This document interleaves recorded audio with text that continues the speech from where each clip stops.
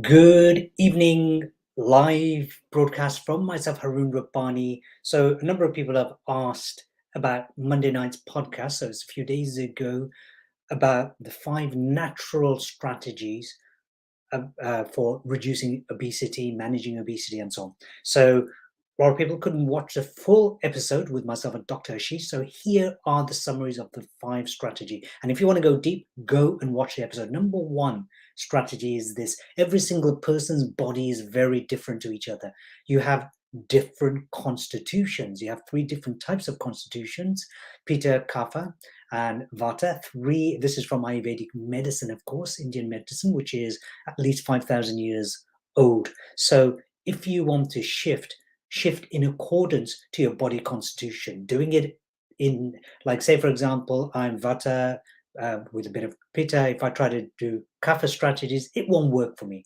And so body constitution is number one. That's the first natural thing. Follow your body's natural mechanism. Number two, which is on my list, which is food reactions.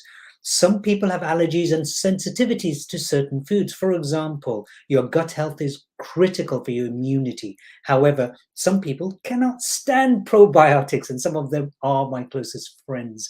So look at the foods that you are sensitive to, allergic to. Look at your food cravings. Now, keep in mind, in order to decide, it's not just about what you find most yummy, which one gives you most amount of cravings, like sugar, not helpful. Go to somebody who's a trained, certified, qualified food expert, my colleague Dr.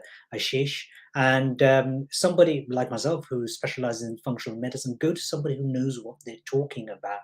Some of the most educated people in the world, like some of the medical doctors you'll come across, aren't necessarily, in fact, very rarely trained in nutrition. Number three, which is understanding that certain habits, it's your habits, your chronic life, your lifestyle that has led to your chronic disorder called obesity. Now, if you look at all the main causes of obesity, the 5 main causes, which is insulin resistance, chronic inflammation, oxidative stress, chronic stress, and leptin resistance, these are all also precursors to type 2 diabetes, Alzheimer's, dementia, etc. So I work with people helping them reverse type 2 diabetes. You need to develop the habits, the healthy habits that counteract those 5 areas. Leptin resistance is all about the satiation hormone.